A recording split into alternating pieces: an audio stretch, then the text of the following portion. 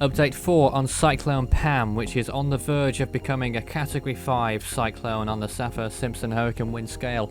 It already is a Category 5 storm on the Australian scale. It has winds of 155 miles per hour and a pressure of 922 millibars, wind speeds around 250 kilometers per hour.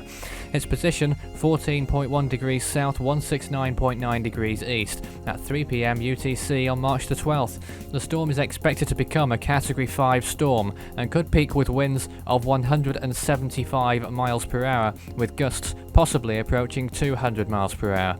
And the storm is expected to move towards the southeast, and after passing Vanuatu will probably begin to weaken and then move towards New Zealand, which it will pass just north of, possibly still as a Category 1 cyclone on the verge of turning extratropical.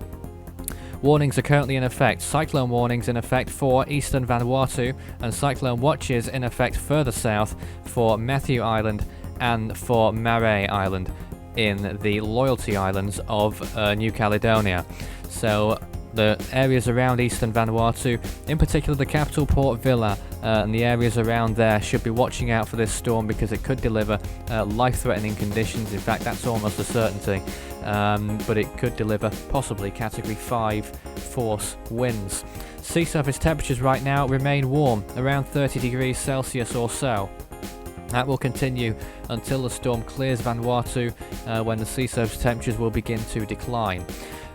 Wind shear map shows that the storm is entering a more favourable environment for wind shear than it was previously, and that obviously opens the door to much more strengthening now, which may be what will take it to 175 miles per hour in the next 2 days as predicted.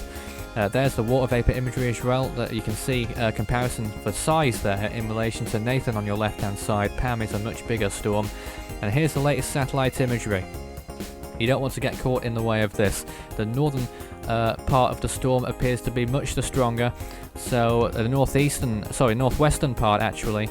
So the trailing end of the storm may go on to affect Vanuatu, the easternmost islands, and that will obviously be very significant. That's probably where the strongest winds are, certainly the heaviest thunderstorms and rainfall, and you can see the colours on there looking very intense indeed.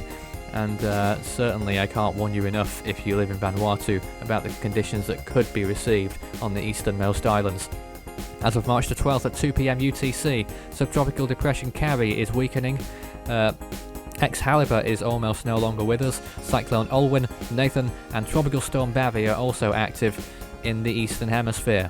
In 2015, so far, we've seen 18 tropical storms form. 9 of those have gone on to become Category 1 hurricanes with winds of 74 miles per hour or higher, and 6 have gone on to become Category 3 storms with winds of 115 miles per hour or higher. If, and it seems likely now, that Pam becomes a Category 5 storm on the Saffir Simpson hurricane wind scale, that will be the 3rd one this year so far. You can follow Force 13 on any of our outlets. The website, force13.com, is the main place to be for all the goings-on around the world storm-wise. Of course, we're also on YouTube. You're probably watching that right now. Search Force 13 for all our videos, past and present. You can also find us on Facebook at Force 13, and Twitter at Force 13 is the handle on there. You can also speak to me on Skype at Fool13 for tropical weather chat and to ask for an invite for the chat room if you wish to speak with other storm trackers.